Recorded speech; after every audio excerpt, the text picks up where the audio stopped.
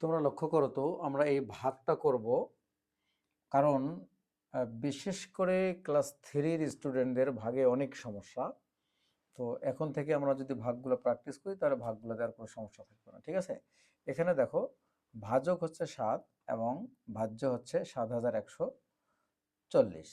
ঠিক আছে, তো ভাজ্য যত বড়ই হোক না কেন এই পর্যন্ত যদি হয়ে যায় তবুও চিন্তার কোনো কারণ নেই। ঠিক আছে, তোমরা দেখো আর কোনোদিনও এই ভাগ ভুল হবে না। যখন ভাজকটা একটা অঙ্কের থাকবে আমরা এই ভাজ্য থেকে একটা অঙ্ক প্রথমে নেব। যদি এই অঙ্কটা ভাজ্যের প্রথম অঙ্কটার চেয়ে কি হয় বড় হয় তখন আমরা দুটো অঙ্ক নিতে পারি। ঠিক আছে, যেহেতু সমান সমান হলে চলবে, বড় হলে কোনো সমস্যাই নেই।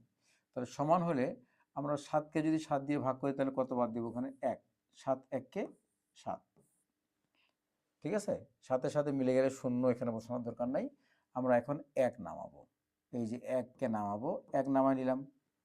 এখন 1-এর ভিতরে 7 কয়বার যায়? যায় কি? যায় না। এখানে অনেকে ভুল করে বসে এখানে আরেকটা 4 নামায় নেয়, আরেকটা সংখ্যা আরেকটা অঙ্ক নামায় নেবে। এখানে এটা সেটা করা যাবে না কখনোই। 1কে আমাদের ভাগ করতে হবে, তাহলে এখানে শূন্য যদি বাদ দিই আমরা, 7 0 0। এখন বিয়োগ করো তো, সুন্দরভাবে বিয়োগ করা যাবে। এই যে 1 নামালো, এবার আরেকটা অঙ্ক নামাইনি, এই যে 4কে নামাইনি, 4।